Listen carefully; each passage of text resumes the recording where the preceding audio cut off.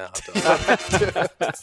Oh, boy. Oh, yeah. Oh, my goodness. The vibes feel a little different for this one. I don't know. Is it the air? Something Is about it the the dry desert It's heat? that dry. Day one in Vegas. That's what it is. That's It's what optimism. Spirits are high. Spirits There's are high. optimism in the air. It's Yes, so and you said true. 15 minutes in the first game, it's over. That's That's how it is.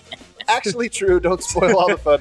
What is up, everybody, and welcome into Las Vegas for the DNBA Nuggets podcast. Look at that energy, my God. Manufactured energy. We are live here at the All City Content House at an undisclosed location somewhere off the Strip in Las Vegas, Nevada. And we got a very special guest with us. Real quick, though, I'm going to introduce the panel. Over here, I've got the man with the wind in his hair, Harrison Wind. Day one in Vegas, going well. Not too sunburnt yet, but a little sunburnt, I think, already. You guys don't know this, a little behind the scenes. Harrison Wind put on I would call it a dunk exhibition. Is that what you call Jamal Murray's thing? Yeah. I good. admitted I was a little strong on calling Jamal Murray's dunk exhibition, but I tried to put one on out there. He did try to put one on. It wasn't that great. Yeah. Over here, live from Top 8-foot Gun, hoop. straight off of his F20 or F19. I don't even know what it is. Call sign lasted longer than Mahrez and Pig today on the half on the court. Unofficial game of pig. And then It a happened. special guest man joining us here from the Denver Nuggets, Assistant General Manager, Tommy Bracelets, a.k.a. Tommy Yes. Balcetis. Right. A returning I guest. have one right here. Yeah. Tommy Bracelets, did you do that just for us? Yeah, absolutely, I did. Absolutely. From the last time we were here, man. So it's great. Tommy Bracelets, man. We actually, every time we refer to you, just so you know now, every time it's Tommy Bracelets, never I love Tommy it. Balcetis. Yeah, that's my hip hop name, man. From this moment on, this is how the sausage is made, man. This is This great. is. Being here, yeah. It's- The air horn and everything, man. That's right. You, Yeah. you thought it was a real air horn. No, I never did. But Okay. is the same person every time that does the air horn or no? He brings it, man. Is it always Brendan? It's honestly line number one on his job description. That's is air horn. air it's horn? also the only line, I'm pretty It's sure. actually the Oh, I other love one. it. It's great. It is funny seeing how the sausage is made here at DNVR and All City because it's simultaneously, in my opinion, impressive and like almost ghetto. You know, sometimes you look at it and you're just kind of like, wow, it seems like it would be crazier than this. No, it's fantastic. You guys just hang it out and talking hoops. That's our It's the best secret. job in the world. Somehow we got paid for Oh, this. hey. Yeah. You guys just signed Bruce Brown. Wow. What is it? Is this true? No, like the team announced. I can Oh, say the that. team announced. The Denver Just Nuggets. now. That makes this There- podcast that's you slightly guys. different. There you go. Breaking news. There you go. You We guys did. signed Bruce Brown. Wow. Congrats on that. Oh, thank you. There we Yeah. go. You know, everybody behind the scenes do it. Yeah, so. One of my main jobs here is not whenever we have a guest on that's from the team is to not get them a fine. So I almost feel like we might not talk about that just to be safe. it's team- official. It's an official It's release. on the official, Nuggets. official. It's an actual It's email tweeted. from Nick O'Hare, It's right? emailed. The press release is done. If Nick O'Hare emailed Yeah. it, that means it's fine. Let's talk Bruce Brown. Let's talk first round. I'm excited, man. So the Nuggets here, Summer League begins. It might have already. What time is the first game? It's sometime right around now. Really, they did the weird thing this year where their games start a day I think early. it's in an hour. I think it's like at 7 p.m. Okay, 7 Yeah, p.m. Yeah. We got that marquee game. Paolo Banchero is going to be playing. It should be pretty exciting. Can't wait to watch that one. And then the Nuggets are in action tomorrow. Friday, Sunday, we're going to be covering all those games. But we got Tommy here, and I want to know, this was a big offseason for the Denver Nuggets. A lot of things have happened. Yep. There's a new regime in town, but I want to start right here. And I just broke this. Unfortunately, I already said this. I should have saved it live for the show because Tommy's You're real ruining it reaction. now. I know I am ruining it. I don't know if you know this, but I think you are the most tenured person at Ball Arena on the Denver Nuggets side. Can you think of anybody that has been there longer than you? That's crazy. Oh, Ben Tenzer. We're Ben Tenzer, you We, can't bo- think we of her. both came in at the same time. So you're most tenured people there. Co-most turn. Yeah. Just me and Ben. That's insane. Isn't that It crazy? is actually. Well, actually, you know what? Hey, Herb Livesey, our Yeah. scout who was Right. based in Right. yeah, so he was there actually even before us. So co. But he's out longest. and about, right? He's out and about. Like Yeah. if you say like, based in Denver, then yeah, that's kind of Okay. cool. I think it is cool. And actually, what made me think of it the other day, Tommy, believe it or not, is as I'm walking in Ball Arena for one of these practices and stuff, you're just kind of taking survey of different guys, and you kind of see like, there's different roles almost people take on. When you're the GM or the president of basketball operations, it's almost like part of the job description is talking to everyone and kind of just Sure. making sure that you know everything that's going on. And I'm watching and I'm almost seeing you are now that guy. You're around doing all this, and I was kind of thinking. I remember Tommy when he was What was your first title? Do you remember? Manager of analytics. Manager Yeah. of analytics. Then you got promoted to like director of analytics. Yeah, we always kind of took titles very liberally. I'll say that. Just like, all right, just one step higher, director, whatever. Yeah. That was VP of strategy at some point. Not that it matters. Strategy? Not that it matters. Yeah, you're but like I mean, working for a tech company. I know. Yeah, exactly. I was the CFO of Denver Nuggets analytics at some point. I'm sure. No, but I mean, honestly, sincerely, I know you didn't even realize that, but it is one of those things. Like this era, we talk about eras. I think the era is the Jokic era. The players are the most important people in an organization, in my opinion. Sure. It's the Jokic era, but really, it started a little bit before that. The foundation of before even Jokic arrived, and you've been here for all of it. Is it kind of wild? And what does it mean to you now, sitting back and being like, yeah, actually, I have. Not everybody that's on board right now was there at the very start. You were there when the seed was planted. Sure.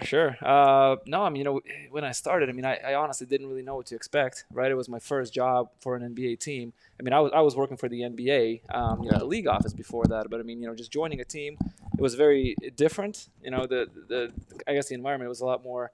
I don't even know how to describe it. I mean, it's not as corporate, I guess. Right. So for me, I mean, when I first joined, we had a very small front office, and we had a pretty solid year. I remember, I think it was like 36 wins, 37, not great, but I mean, I think it was okay.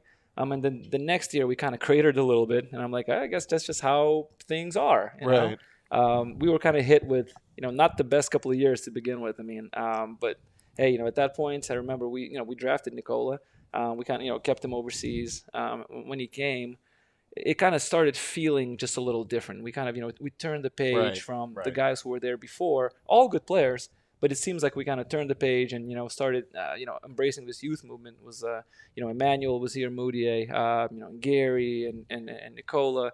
It was here that we actually finally saw who Nikola Jokic was, right? In Vegas. Mm-hmm. And it was, we kind of started, it started kind of spinning a little bit like, wow, this kid's pretty good. We'll see what happens. Was it going into that summer league? I can't remember. Was he for sure coming over that year, or was there some like, hey, let's see how it goes? I think at that point he was coming over. Okay. Yeah, because I don't believe that he played summer league and then went back. I don't think that's what happened. I think we just brought him back. He played summer league and then he played for us. I think that's what happened. Well, he was MVP of the Adriatic League, so he had a great year before the summer league. Exactly. And that's when we kind of started like, okay, this kid, seems like a pretty solid starter at least at some point, or at least a great backup. Yeah. Hey, in the second round, at that point, that's a home run. Fantastic. I mean, I get a fantastic backup center. We had Yusuf Nurkic at that point. Right. So how we're going to kind of work that around. And then at some point I remember it was December 15th. Don't exactly remember the year. Was it 2016? December 15th, I love that. 2016. You're talking about Yokmas? Is that what it is? Yes. It's the most defining date of the Jokic era. We played Portland. I Of think course. we beat them by a lot. I remember Yes. that, and I remember Nikola doing what he did. And I think ever since then he never not started. I think that was literally That was the turning point. the turning point, and it seems like it was a turning point for all of our careers as well. Right. I guess seeing a little bit of a different team before that, and then a very definitive moment in the December 15th, and after that it was very, very different. And it seems like even where we are right now, that December 15th date still kind of resonates a lot because we still remember that was our guy from that moment on. We saw a little bit of ups and downs, but it's amazing to be where we are right now. One of the things for me, because I started in media in 2014, so I kind of follow, I don't know if it's Jokic or if it's me, that deserves all the success of the Nuggets. It could be a little bit of both. It could be either of us. You were on him early. You were on him early. I'm just joking here. But you were. Hey, to be fair, Adam was on him early, so that was cool. I was on him. Clip that, Kale. Yeah, save that. Send that to my Thanks mother. for everything. Text my mother that one. But the thing is like when I started, I feel like I knew a lot. Then all of a sudden I felt like I knew nothing, right? Because you get into it and you're like, oh, wow, everything I thought I knew, I don't know anything. And then every year you go, you feel like you learn more and more and more. And now if I looked back at myself, and if 2022 Adam talked to 2014 Adam, I'd be like, wow, what a dumbass. Do you feel, like, to what degree do you feel that when you think back to where you started in 2011, 12, where you're like, this, oh my God, this is so different. 100%. I mean, you're coming in. I mean, I remember like my first scouting report. I mean, a player that was like a 4 or 5 year player in college. And I wrote like, the best possible, scouting report. Like, this kid's amazing. And I'm like, I realized like, that kid played, 5 years in college. He never played in the league. And I'm like, I don't know why I wrote a scouting report like that. It makes no sense, Literally, I mean, I see some of the reports that I wrote like back in the day. And, I can kind of tell like, hey, I knew some stuff, but it was like it's day and night to kind of like where we are right now because we do learn, and part of that comes from experience, kind of seeing what actually works in the league. When I first came in, I had no experience. I didn't know what actually, what worked, what didn't work in the league. And now, having been in the league this is year 10, which is crazy to say. I have a bit of a baggage now of 9 years, seeing who failed and who succeeded. So it's nice to actually build that that experience for myself. Is that humility important? Like, do you sort of bake it into like your approach, sort of recognizing that you never have this down? Oh, 100%. I mean, especially in basketball. I mean, nobody will ever have it down. Right. I mean, the brightest minds in basketball get things wrong all the time. Right. Yeah. That's something you just kind of have to live with. I mean, some people ask me sometimes, like, what's the most difficult part about this job? Is the fact that, well, not a whole lot of things are in our control. We hope that we put together a team that people will enjoy and that, hopefully will win. But there's so many things that are completely out of our control. How are they going to work together? There's all these chemistry issues that we can't foresee in the beginning. There are injury issues that we can't foresee. So we just don't control a lot of things. So I think humility and kind of understanding that none of this is given is extremely important in this job, and we cannot take it for granted. This was a unique offseason. Obviously Tim Conley leaves. He goes to Minnesota. I first heard about it, quite a while ago. I'm guessing you guys kind of heard about it a while before it kind of got out. What was it like going through that process? Is he going to stay? Is he going to go? And this or that, and just kind of, as the transition, as things kind of changed, what was that like behind the scenes in terms of going into an offseason, an important offseason by your guys' own admission? Sure. It was kind of weird. It was weird. I mean, Tim's voice is, it's just, it weighs so much in kind of like all we did. I mean, it was literally, I mean, we all kind of took our cues from Tim. Yeah. And, Tim wasn't in Chicago because the whole process was kind of happening during that time. And it was the first time that Tim wasn't in Chicago in like the longest, we were kind of there. For the combine. Yeah, for the combine, yeah. And it was all just kind of happening.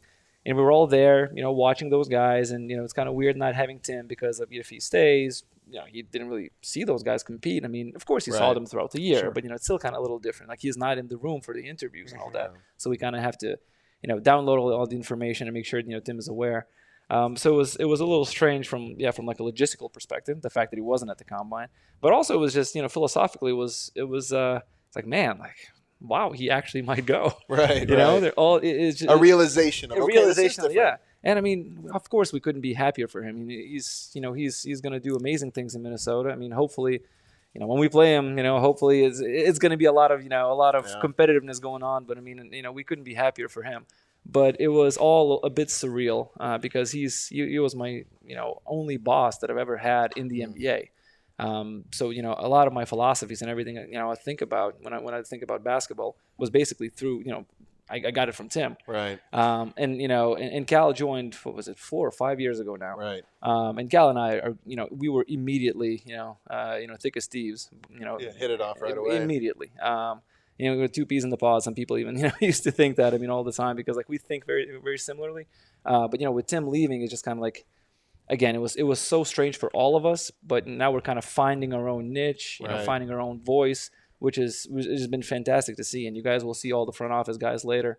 It's awesome that you guys are doing it, meeting with them. I don't know if I just gave something away. Well, man, it's all right. Hey, we might have we'll do it live. We might have some more people on this week. It'll be a very good weekend. So, and it's great that you guys are doing it because like all of them, are going to be finding their own voice as well. Right. And we will encourage that. And it's going to be great. Kind of like we loved him, but it's going to be fun to kind of figure out who we are as basketball executives ourselves. Yeah, well, it seemed like there was a lot of shock value to Tim leaving just because he had been here for so long, like you said, and he was so instrumental to what the Nuggets were. Right. But I mean, my sense was like when he left, there was a lot of confidence from you guys being like, all right, we're good. Like we got Cal, like, we got a great staff. Like we're good. We have a lot of confidence that we can keep this going. That's what I sensed at least. And part of that was obviously, the fact that Tim did build a machine that was kind of self-sustaining. Right. Yeah, I mean, even, when Tim left, it's not like, Snake's head was cut off. It's just like, hey, he built a philosophy. He built a certain type of way we do things. And, Cal obviously has, a very, he's the number one now. And, it's not everything is the same as it was when Tim was here. Cal has his own voice, his own vision. But, a lot of the stuff that's kind of like, on a periphery, the way we conduct ourselves, the way we, talk to you guys, how we are, in the office, all of that is still very much in place from Tim's time here. And tell me about Calvin now. I mean, we've obviously gotten to know him a little bit over the last couple of years. I think even a lot more over the last couple of weeks. What would you say is some of his defining traits and style of leadership and some of those characteristics? Sure. Hey, it's funny. It's hard for me to even say. I mean, he's one of my closest friends. I can sometimes I even forget that he's kind of like my boss because we were so close with him.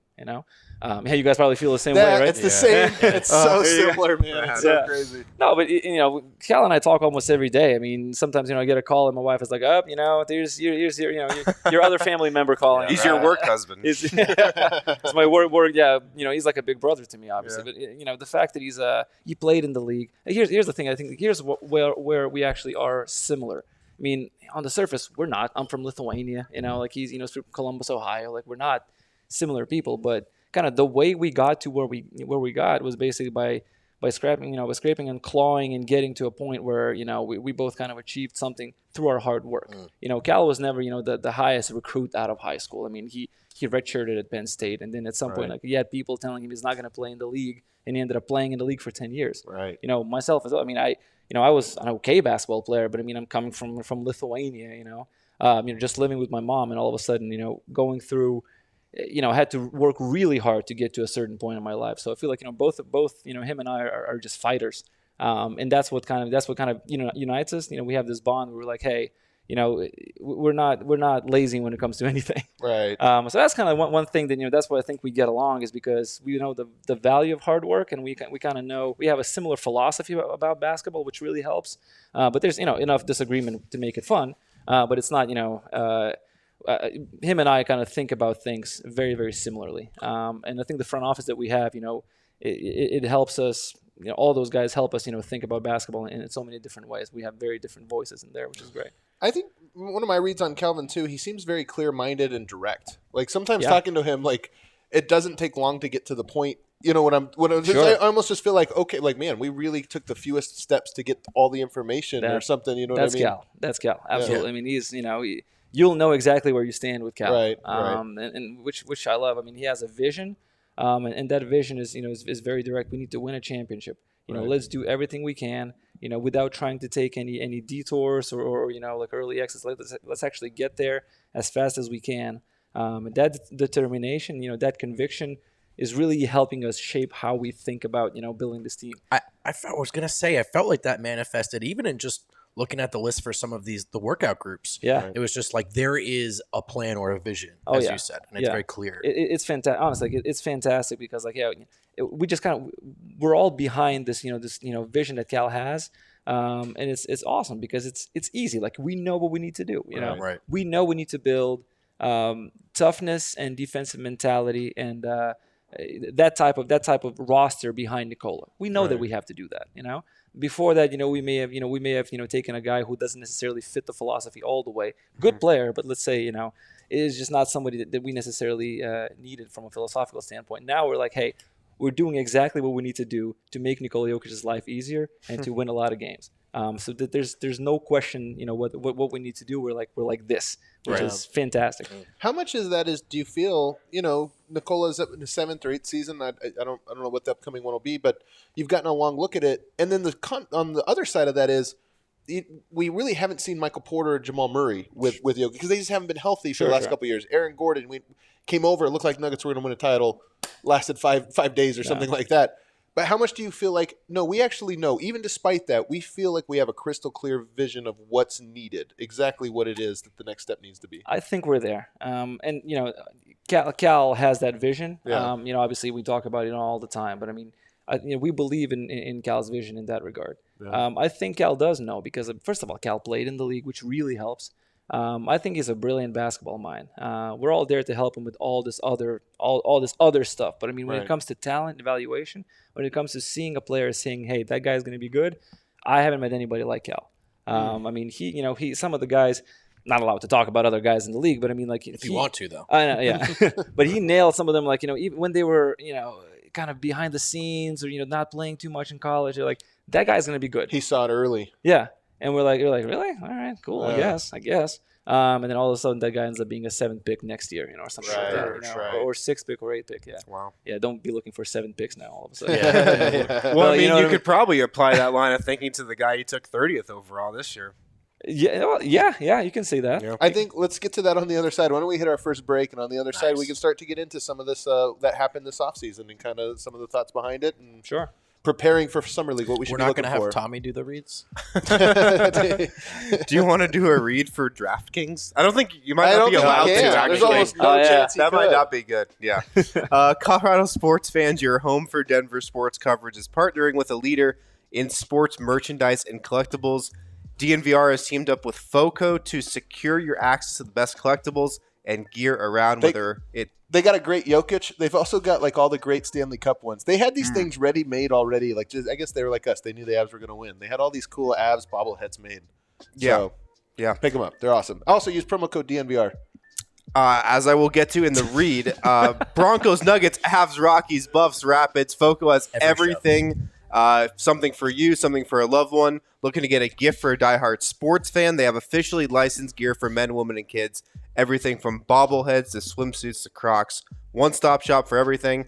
Head on over to FOCO.com or click the link in the YouTube description. For non-presale items, use the code DNVR. Get 10% off your order. Love it. Also at DraftKings Sportsbook right now. Oh, we're betting on Summer League, You can baby. bet on Summer League. Oh, nice. I can't Yeah. wait. I've already thrown a bet down. I know Superstar Dev's thrown You've like already 10 thrown. You've down. already thrown one down. Oh, yeah. You don't Yeah. even want to like wait to see the latest tonight's news. games or our games or tonight's No, I games? put some money down on a team to win the Summer League championship. Yeah. It has to be us. The dumbest bet Yeah. there is. It's not you guys. It's not us. No. Man, we're lifting that trophy. We're lifting that trophy. We'll see. Yeah. Easily the dumbest bet you could make. Oh, this it's Summer a League. terrible bet. Of course, that's what makes it. It's fun, an right? awful bet. People Yeah. in Vegas shake their head at that bet. Yeah. It's a bad bet, but I made it.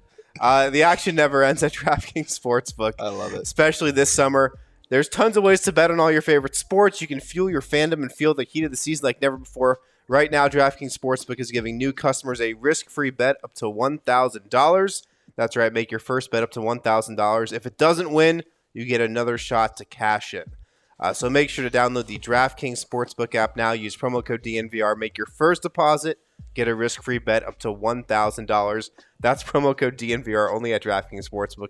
Minimum age and eligibility restrictions apply. See show notes for details. I love that. It'll be in the description here. All right, we are back. Second segment here with Assistant General Manager of the Denver Nuggets, Tommy Balcetis, a.k.a. Tommy Bracelets. Before we get into the specifics, So ridiculous. Just never gets old, and I absolutely love it. it doesn't get old to me. I think it's actually so great. One question before we get into the specifics here that I had this is a basketball nerd question here, but I feel like there's, the Nuggets are a unique team. There's a couple unique teams. Minnesota's a unique team now. They've got a very unique team. Golden State's a unique team. Sure. Is it possible in the NBA now to build a team that can beat everyone? Like, part of me wonders if there's so much. How do you build a team that beats Minnesota, Phoenix, and Golden State? Like, you almost need different skill sets for everything. Yeah. Oh man. No, you're right. You're right. I don't think you can. Yeah. I don't think you can. I mean, I know some teams, for example, are loading up to be able to play against Nikola Jokic. Right. Teams do that. Right. But if you do that, then you're probably not beating Golden State. Right. So yeah, you have to choose. What's the best path to do it? Because we beat Golden State 3-1 last year, didn't we, during the regular season? Right. Not to say that we're a better team because we lost, sure. but you know what I mean. Like it's it's just I don't think you can beat anybody, like everybody. Is there at time more value in focusing on what you do well as a team? Can you get caught up in trying to keep up with the league? For sure. No, it's a good point. I mean, you say like, hey, I don't care what anybody else is doing. We know what we're doing. What's our identity is. In my opinion, that's probably the best way to do it anyway. Yeah. You kind of just don't worry about anybody else and don't try to match up. Let's get into this here now with some of the guys you picked here. Christian Braun. What can you tell us about him? What was it like, the process scouting him? And just what should we expect from him even this week in Summer League? Sure. No, I mean, I think the Denver Nuggets fans will immediately embrace this guy. I mean, and I'm sure you guys have seen him already. I mean, you've seen highlights and all that. I mean, that's talk about a fighter, a tough kid. Who is just probably one of the most competitive people I've been around. Yeah. And I've been around some NBA players for the last 9 years. And that Some kid damn is, good ones too. exactly. That kid is as competitive as it gets, it was just immediately first thing that kind of, stood out about him. He defends everybody. He played multiple positions growing up. In high school and in Kansas. I think he won 3 state championships in Is high that school. right? He won sophomore, junior, senior year. He won state championships, and then he won one at Kansas. Yeah. That's crazy. Well, you should read DNBR.com. actually. I definitely wrote that. I remember that was the case. I mean, I think he told us, but I mean, it's just we had dinner with him, and we obviously hung out quite a bit with him just during this process here. The determination on that kid. I mean, again, I've never seen something like that. I mean, kids are kids, right? They come in, they're like, hey, man, eyes are big. Like, hey, man, it's the NBA, man. Yeah. Like, he has none of that. He is ready to just go out there and, Interesting. and bite somebody's head off, man. That's how he is. I think he's going to be the type of guy that Nuggets fans are going to love, and every single team that has to go up against him is going to hate him. He's going to be one of those guys. With a caveat that he does not play dirty. He is not that guy. Right. They might respect him because he plays so hard. Yeah. So that's one thing. I mean, he'll never do anything dirty because he's trying to win the right way. Yeah. But it will probably get to that territory. Like, man, I hate that guy, but I want him on my team. Exactly. So it's funny because a lot of the guys that do play that you're talking about do have a little dirty in them. Right. Like, most of those guys do. And he absolutely does not. I mean, he plays the right way. He was raised the right way. Great parents. He's a winner. I mean, for lack of a better word, I mean, we need dudes who have been there, who've done it, who knows what it takes. And I mean, that guy, he absolutely does know what it takes. I wanted to pull on the thread. I know we're going to stay on Braun, but you talked about the process of getting to know him a bit. Mm-hmm. And to what extent is that happening? How important is that in the process beyond just the workouts, but trying to get a read on who this young man is? Sure. No, it is important. Basketball, of course, is important, but at the end of the day, I mean, digging into his background, knowing that he won so many games, and kind of like how he became, he wasn't, let's say a great player, his freshman year, all of a sudden, he's starting and not coming out in the championship game.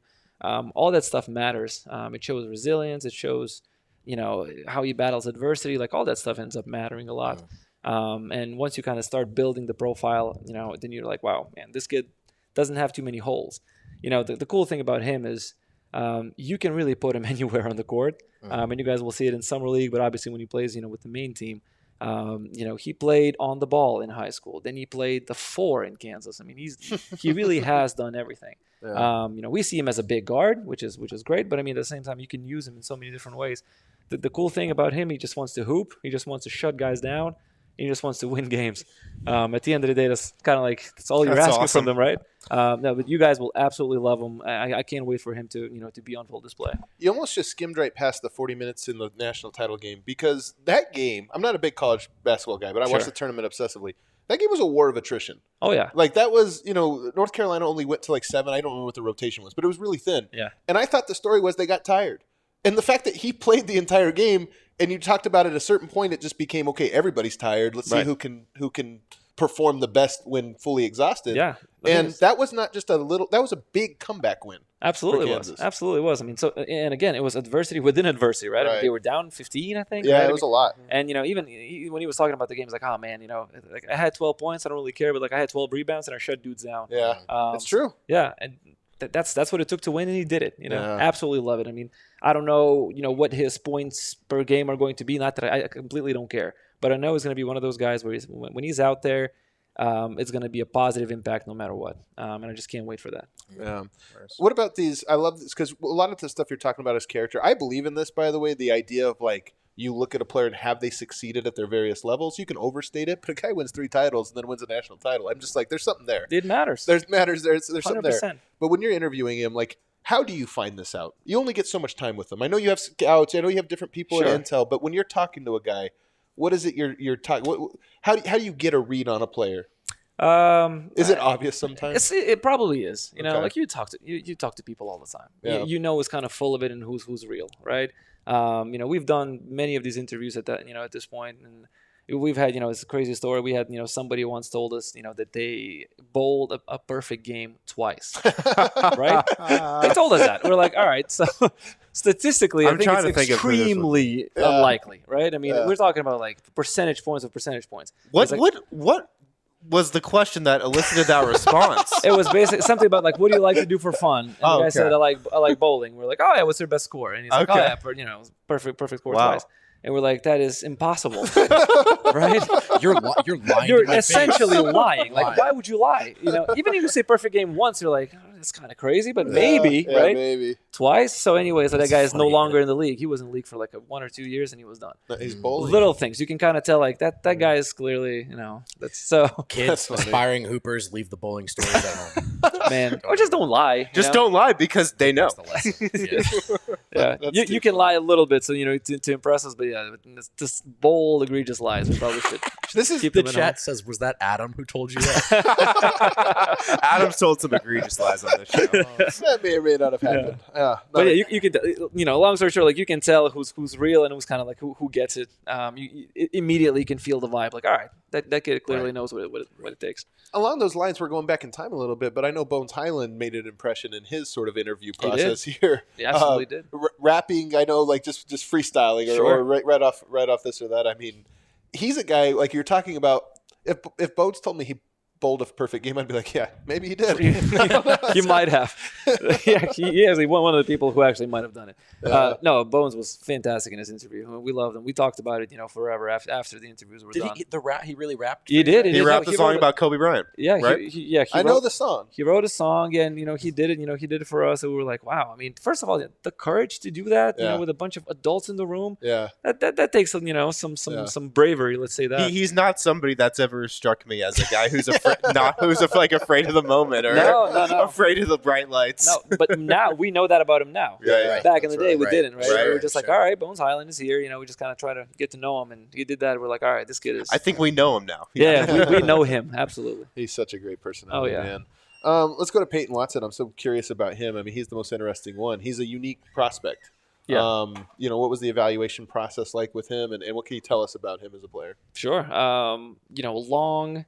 He's I think he's 6'9". He's a true small forward in the league. You kind of you don't want to pigeonhole guys these days. Right. I mean, again, everybody can play many positions, but I mean to have somebody who looks like that, who defends like that. Right. It's extremely rare to find those guys in the draft. And even if you do, it takes a little while to develop them in the right way because they're going to be raw in some ways. Once you actually get them into your system, you develop them, you won't be able to trade them anymore. I mean, essentially, like teams will want that player and you won't be able to get them, right? I mean, think about some of the guys right now in the league, who kind of came in and like, all right, he's like, you can't say it, but Herb Jones or some of these guys that are like, some players, of that ilk, essentially you can't get them anymore. They're on rookie scale deals or minimum deals, and you cannot obtain them because they're that important. So sometimes you got to take a little bit of a leap of faith, and all credit to Cal with Peyton. I mean, it took us a little while to kind of see it because, well, you look at the analytics, you're like, man, hard, right? I mean, it's not easy. Sure. But that's where Cal kind of, he has, his basketball mind. He saw Peyton play.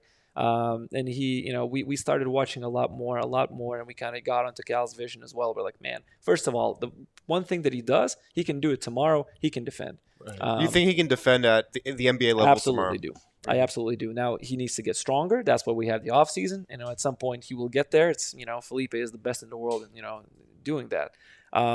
But essentially, once he gets just a tad stronger, he can do it right now, but once he gets stronger, he's going to be an elite defender. Wow. An all-NBA type of defender. Does having a G League team make taking a guy like that easier? Does that factor in Sure, at all? sure. It makes it sure. It makes it easier because he'll have actual game reps, which is fantastic. Sure. I mean, we used other teams before we had a G League Right. team, but our G League team did a fantastic job last year.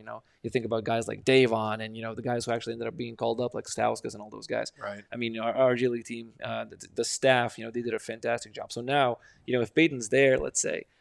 He's going to be with the main team quite a bit, but I mean, if he's there, he's actually going to be playing games. He'll refine his offensive game, I think, somewhat easily. I mean, he did that back in high school. He has it. Right. He wasn't able to show it at UCLA. What he was able to show was his defense, and he can lean on that right now. But once he actually gets in the gym and starts making those threes a little more consistently, starts finishing more consistently, all of a sudden is going to be a guy where how did that guy, get past 29 picks, right? I mean, he's going to be a guy where we believe that he's going to be a huge piece of, in our future. And he can already do something that we really need. And once he gets that offensive game, he's going to be a force to be reckoned with. Wow. So with Summer League now, for fans, for analysts, for us, what's important to evaluate here? Because I know you can overanalyze things, you can underanalyze them. What do you think people should be looking for when you watch these guys play in Summer League? Specifically Peyton or anybody? I would say Peyton and Christian first and foremost, but maybe even more broadly. I think one thing that fans probably shouldn't do is they shouldn't jump into any conclusions based on something. Nobody would ever do that. Yeah, if they play well, like, oh my god. If they play poorly, like, man, no. Here's the thing. I mean, I think with Summer League, we're going to be trying them out in various different scenarios, which probably they won't. Some they'll succeed in. Yeah, exactly. But like one thing, in my opinion, what kind of gets me excited about our Summer League team, when every single person, I think 1 through 16, can really defend. Can really defend. And we try to put together a team like that because we're trying to pick up that with our main team. Right. Let's try to get our Summer League team kind of there. Have our bigs do that. Also, look for some exhibit 10s and 2-ways who are also kind of in that mold as well. So we're just honestly. Listen, sometimes you can go, all the way to the other, end. We were a good offensive team. We can go all the way to the other end. And the thing is, no matter how good defensively we're going to get, we're not going to get much worse offensively, in my opinion. Right. You can put, 4 total non-offensive players, but great defenders on Nikola. I think we'll still be 15th offensively. Right. You know what I mean? Sure. Right. So let's just get as good as we can defensively. And again, that's what I want to see with our picks and some of the other guys on the team. Back with San Antonio in the Tim Duncan era, Greg Popovich era, and even now with Golden State, I feel like sometimes when you have a great leader, Duncan, Steph Curry, and you have a great system, like a real basketball system where everybody gets to do some things, not just stay on the corner, I almost feel like that is, that helps young players develop. And I wonder, do you think there's something similar there with Jokic where you don't have to be a great one-on-one creator, you have to be this or that. If you can learn the game, you can find the angles where you can really shine. Do you feel like there's a similarity there? Fantastic. Great point. Honestly, because when we pick certain guys in the draft or when you're looking for guys to add, everybody who we drafted or added to our team, I don't necessarily think that they're hoopers in the most traditional sense, right? I can't believe we got here. The hoopers are best basketball players. It's a big internal debate. Yeah, but that's I think those guys, everybody who we added, they really fit the lack of a better term, Jokic ball. Right. Sure. Right. They defend. I think that's a great term. It is a great term. But that's basically what it is. That's what we're trying to do. We have the best player in the league 2 years in a row. I think lowering the usage. We talked about this in the front office all the time. Myself and Cal talk about it all the time. Lowering the usage of guys who are, I don't even know exactly how it is, but we need to make the usage higher for Nikola and Jamal. Right. And obviously, in AG and Mike, they're such good players as well. But let's say, we make the usage higher for Nikola and everybody else. Their shots are going to be easier. Everything is just going to be flowing better. That's, I think, offensively, that's probably what we need to do. But again, on the other end, we just need to make sure that nobody gets to Nikola. Even though he's an average defender, we just want to make sure that, he doesn't have to deal with all of that. Right. So, again, Jokic ball, we're trying to build pieces around him to make sure the team functions the best way it can. Right. Is there any specific one thing you would say with Peyton specifically that you're like, if I see that at Summer League, it'll be like, you'll do the quiet fist bump in your chair or something like that? Christian too, maybe too. Oh, for sure. Both those guys. Specifically with those guys, cop out answer, but defensively, I just wanted to shut guys down completely. Yeah, sure. Yeah. Really, that's what I'm looking for. First and foremost. Offensively, they'll get there. And Christian's a little further along, than Peyton, and that's okay because Christian played in college longer. Several years. However, but I think that's one thing. I'm not really fretting about their offense at all. as long as those guys, I can see how they can switch 1 through 4, 1 through 5 sometimes, and maybe even. Yeah. I know Peyton can do it. Yeah. That's when I'm going to be, doing the fist bump. That's awesome. I want to talk real quickly about Ishmael Kamagate. He's such an interesting one as well.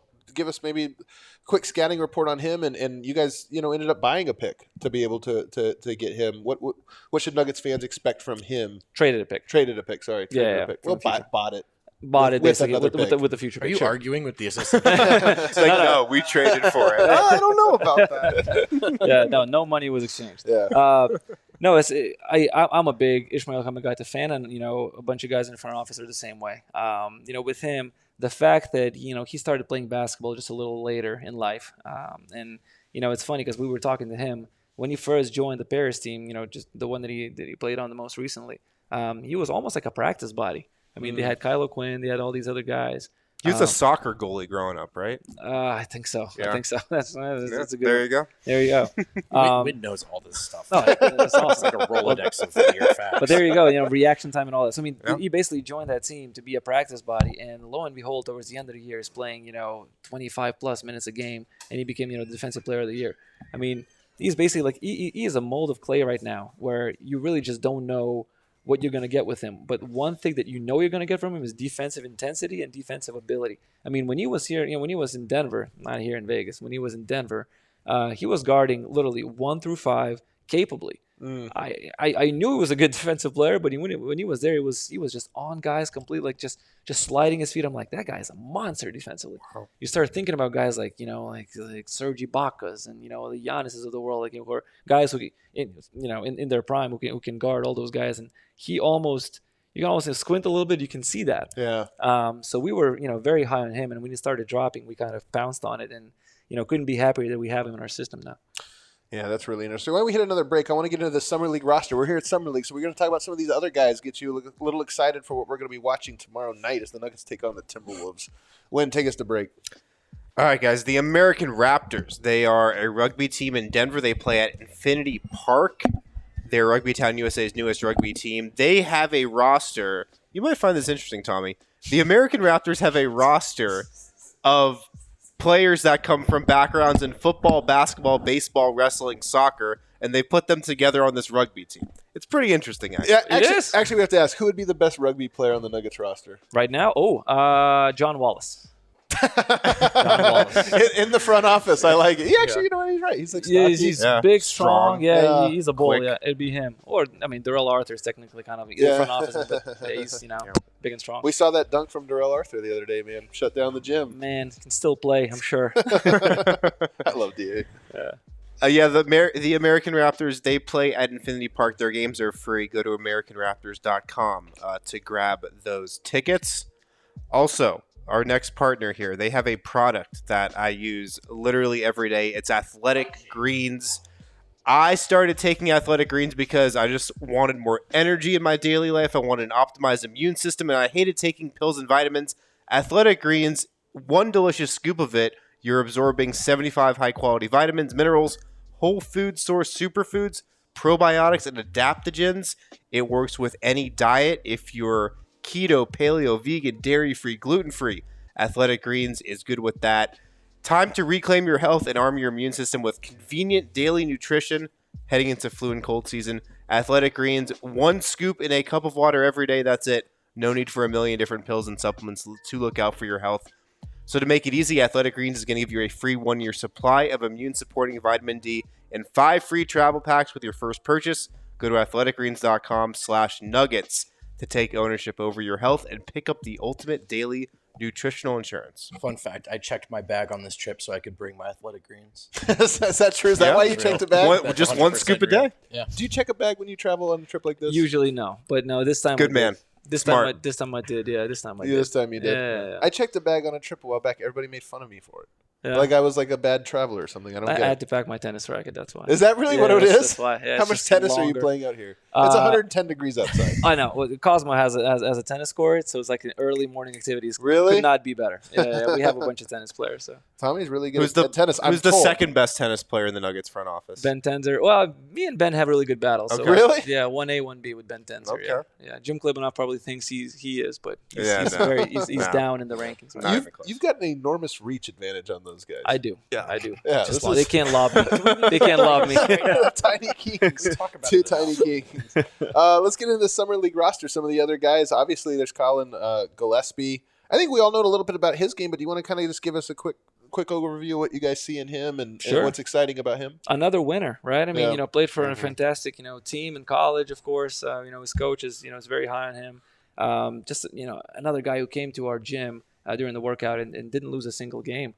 We had just guys going 3-on-3, and I think we actually at some point we had him switch jerseys and go to another team, and they kept winning. Really? Yeah, he's that guy. He just impacts winning in so many ways. I mean, he's a great shooter, great passer. Again, like one of those assist to turnover type of guys, who's going to be carrying that into the professional ranks. But great, really competitive dude, which I love. Just kind of talking to him, you can kind of feel how competitive he is. Seems like a classic Villanova point guard.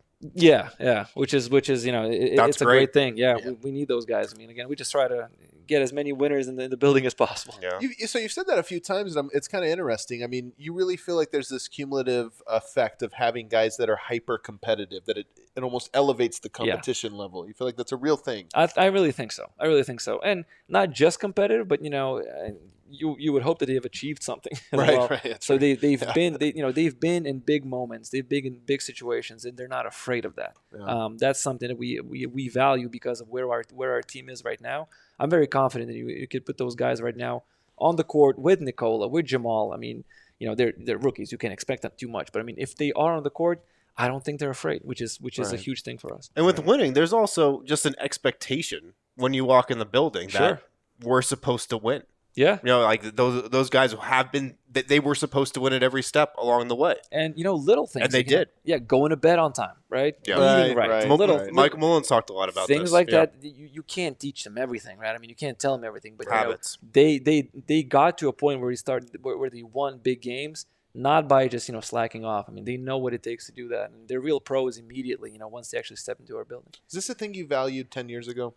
As much as you do now, or is this hard to say? I think back 10 years ago, we had a very different situation, a very different team. I mean, we were just trying to get talent at that point. Now that we do have a lot of talent in the building, now it's just how to make the talent work, and sometimes that means taking things off the team as opposed to onto the team. You just try to fit those pieces a little better as opposed to just get the best guys in the building. Right. Let's talk about Matt Mitchell. I know he's another guy. Now the one open two-way spot. There's a couple guys maybe on the team here that are vying for it. I know it doesn't have to necessarily go to somebody here, but there's a couple guys here that I think are pretty intriguing. Matt Mitchell's one of the guys I've told everyone to kind of keep an eye on. What do we know about him? What should we be looking for with him? He's an incredible defender. I think he legitimately guards 1 through 5. Sometimes people say that. Like, I've seen him do it. Really? Yeah, I've seen him do it. I mean, he's strong. He's a bulldog. I mean, extremely strong. You can't move him. I mean, fives try to back him down, they can't do it. Guards trying to go past him, they can't do it. It's actually amazing what he does defensively. Had a great year in France. Somebody said, he was the best American rookie overseas. Somebody said that one time. Yeah. We had really good ones out there, but I mean, his name was always at the top of the list. I mean, I know maybe like 14 summer league teams called him trying to get him on the team, but we were lucky. We kind of called him early, and they committed. And I know he's very happy, being here. But the fact that so many teams wanted him, which is it's great for us. Again, I think his offensive game is he's so physical. He can get to the rim just at will. I think one thing he knows he needs to work on is just being able to make that corner three. Sure. Start there first, right? I mean, PG Tucker took him a while to get there, but he finally got there. So there was no reason why Matt Mitchell cannot get to that same level. Right. I think he can defend in the league tomorrow. I think he can play at the rim tomorrow. But to be able to make that shot, I think that's his next developmental stage. On-ball defender, help defender, both? Both. Super smart offensively, too. I mean, I think he's a really underrated passer. He just makes everything. We had I think the blue team or whatever it was. And just now, during the summer league practices, I don't think they lost too many games. I mean, they had Christian, they had Peyton, they had Colin. Matt was on the team. And Jonte too. I mean, that team would just win all the time. Yeah. Talking about a bunch of winners on the team. And, Matt was one of those glue guys, just making things work. I love watching him play. Yeah. First of all, I actually have to backtrack here.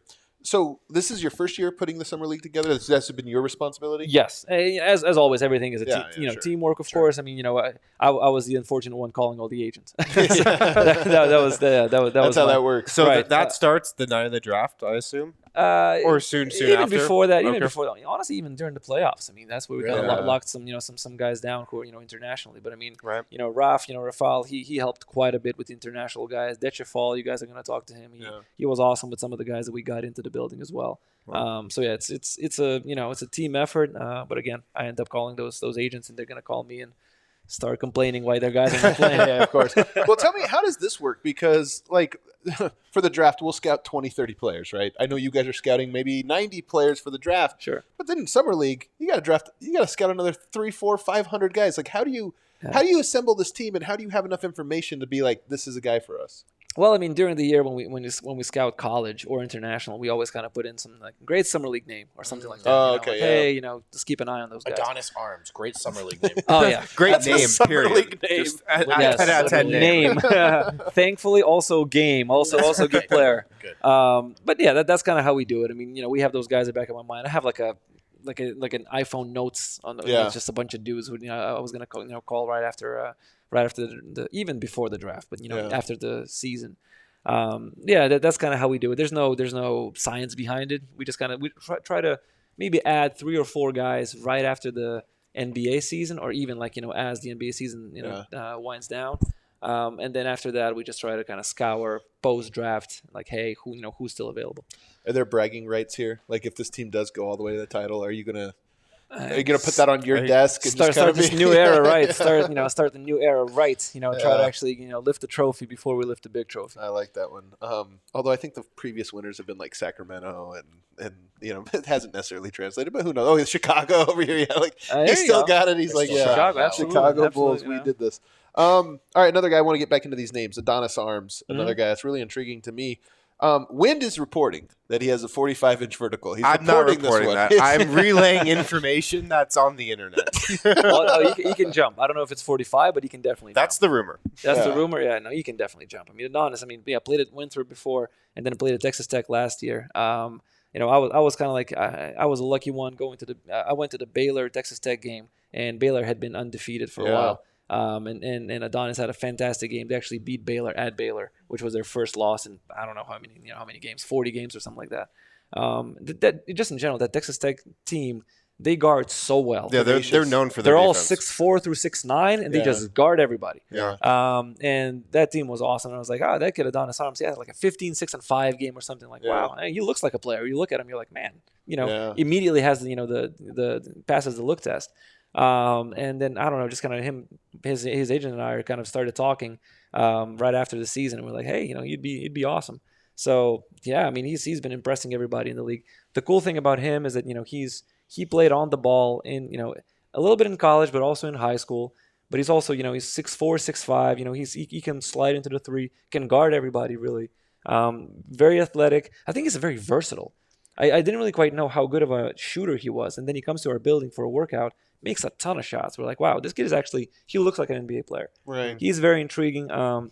He might go through, the Grand Rapids Gold, or we'll see what happens with him. But I think this kid has a future. Yeah. He's an intriguing one. Do you think he's more of a shooting guard that plays 3, like a 2-3 combo naturally? He could be on the ball. I think legitimately, when we had PJ, that's essentially the role. Okay. Interesting. That type of player. So. And and BJ, in his day as well. He was extremely athletic before all the knee stuff. So, but that's basically Adonis. He's very intriguing. A lot of coaches are impressed. Jack White's another guy I've kind of got my eye on. I'm intrigued by him down out of Australia. Give us the scouting report there. I told Jack, I haven't met a single Australian guy that I thought was an asshole. He's like all those Australian guys they're just there's something about something in the water, man. The Australians they're all cool, all the Aussies. Do you want to know something crazy? Who? Our second. So U.S. obviously makes up the number 1 viewership for us. Yeah. Australia's number 2. Really? Yeah, ahead of Serbia. Wow. Isn't that a wild thing? Australia loves the Nuggets. Australia loves the Nuggets, man. I don't know what it is. Here we go. Now we love Australia back right now. That's I think my wife and I talked. We want to live there at some point. Really? And I told Jack that. I was like, oh, of course, mate. Like, of course, just come through. No, Jack is awesome. He had a great stint just now with Australian national team. He killed it over there. Yep. So he came. He was all jet. Like he's like. it's funny because like he landed after 17 hours. He's like, "Hey mate, can I go shoot?" I'm like, "Go to bed. What are you doing? Man? We have a practice tomorrow, man. Like, don't go shoot. You'll be fine." No, but again, another guy who's so versatile, so tough. Again, defends everybody. You guys sensing a theme here, right? Yeah. Defends everyone. Extremely smart, extremely tough. Rebounds the ball, finishes at the rim. Again, another guy who probably needs to get a little more comfortable shooting the ball, but he makes shots in practice. He doesn't really make too many shots in game, and he knows that. And that he knows that's kind of like his next step. But one of those guys where I can just hang with him, have coffee, not beers, just have, just sit and talk. Yeah, just sit and talk to him, all day. He's great dude and great player. Is there a trait that you see in Australian players? I mean, maybe this is painting too broad of a brush here, but coming out of the Australian league or playing with a national team, that's kind of like, hey, they all tough and physical, man. Yeah. It seems like they kind of embrace. Well, that's kind it. of what that league is about. It's a league that Torrey Craig played before he came to Denver. Just physicality and toughness. I don't know. All those guys seem to. Maybe they just brought up, playing Australian football. I don't know exactly what it is. Yeah. Something about that. That nation in general. Yeah. They're all just kind of tough. All sports, not just basketball. Kellen Grady is another guy here. I know. I've only got two more for you. Kellen Grady, Jonte Porter. We'll start Kellen Grady. Kind of give us the overview with him. Sure. 4 years at Davidson, 1 year at Kentucky. The next Steph Curry, got it. The next Steph Curry, yeah. No, big guard, 6'5". He can shoot it too. Absolutely. He was listed 6'3" for some reason, but no, he's actually 6'5". Okay. We had a really? Yeah, we had some laughs about that. He wouldn't be on this team if he was. I was gonna say because he's like, why am I listed 6'3"? I'm like, you're not 6'3". We're like sitting, I'm like looking right in his eyes, man. He's 6'6" and 6'5". Yeah. Somebody dropped the ball. Yeah, his school is 6'5". He's listed 6'5" everywhere. He's like my dad texted me like, why am I listed at 6'3"? That's interesting. No, but he's a big guard. He's big and strong, extremely skilled, very offensively versatile. He's just he had 5-year college career, and he was very productive through all those 5 years.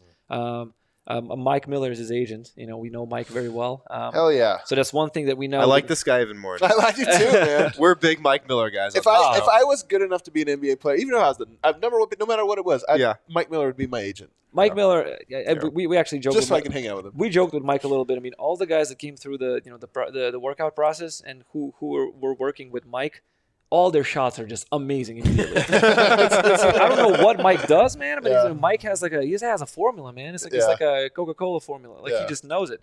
And Mike laughed at me. Everybody came through and like, oh yeah, I work with Mike Miller. Like, all right, you're gonna shoot the hell out of it. Yeah. It's amazing. So Kellen, obviously, he was a good shooter already, but Mike being his agent, Kellen's fantastic, man. Like another just salt of the earth type of individual. You can talk to him about everything. Versatility, offensively, defensively. Just you'll see him again. Tomorrow. When do we play? Tomorrow. Yeah. You'll see kind of like he does a little bit of everything. I think he might be one of our best shooters on the team. Yeah. Great catch and shoot guy. Just a solid overall skill set. Is shooting a thing now? It's so important. Is shooting a thing that you have confidence guys kind of at? You've talked to a couple of these guys like, hey, is it something you see across the league? Like 24-year-old mediocre shooter, confidence that 26-year-old going to be a pretty good shooter. Sure. If that's a focus, if that's a real emphasis. If it's a real emphasis, for sure. What happens, these guys go from school to, the NBA. All of a sudden they have extra 9 hours per day.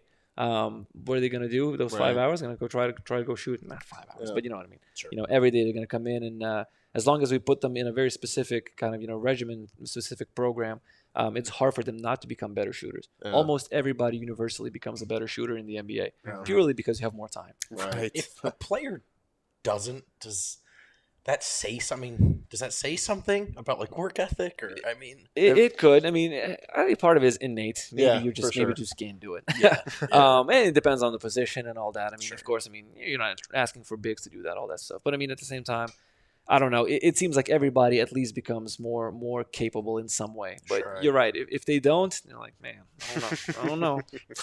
By the way, Mike Miller, I think, was the first and maybe biggest Nikola Jokic fan. Oh, yeah, that guy was the first. He was the second person on the bandwagon. Adam Morris. You and Mike. Yeah. But he was honestly, if you go back and watch 2000, whatever year it was, 15 or 16. 2015. He's on the bench and Jokic would do a crazy pass, and he'd be the only one. Yeah. He'd be sitting there. He'd be like, did you guys see that? Nobody else saw it. He's like, he did this. He's a great talent evaluator, man. Mike Miller. Oh, for sure. I mean, he's going to be. He's a fantastic agent, but I mean, he's gonna just keep advancing it because he can really spot talent very well. Jonte Porter, so we talked to him the other day. I was blown away. I love that. I love the guy's game. I liked it coming into the draft and this or that. Obviously, the injuries have derailed him, but kind of where's he at? What are we looking at with him? Oh, I mean, he thinks the game so well. I mean, that's one thing about him. It's almost like having mini Nicola on our team right now. The way he kind of passes the ball, the way he thinks. I just love it. I really love like cerebral bigs on the court. Yeah. I'm okay sacrificing some inches, or maybe ability to to block shots. But if the big is smart, you just open up so many opportunities. I mean, so I think that's the guy that we're very excited about. The fact that he's on our summer league team because he is going to be playing like Nicola a little bit. Right. So for those other guys to play with somebody like that, I think it's going to be great. Yeah, I love Jonte, man. I'm definitely rooting for him. And we're not like this isn't hyperbole, Tommy. The interview that Jonte gave at practice the other day, top summer league moment in my life.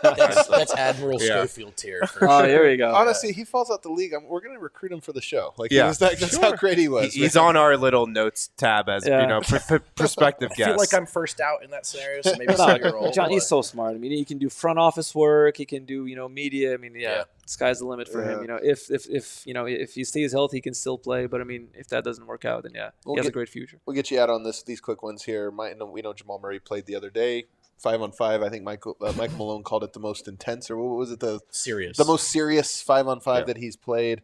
Michael Porter, I know, has been around the arena a little bit. Can you give us any little morsels of just what you saw from those workouts from Jamal, and maybe just what you've seen? Sure. We haven't seen Michael Porter, man. I need to. If I see him at the arena, I'm gonna be like, "Hey, can you post a workout video or something?" We need a fix. Yeah. We need a little MPJ fix. Mike is shooting the ball better than I've ever seen. I believe that. There's that. Believable. There's that. I think his shot goes in every time he shoots There's it. That.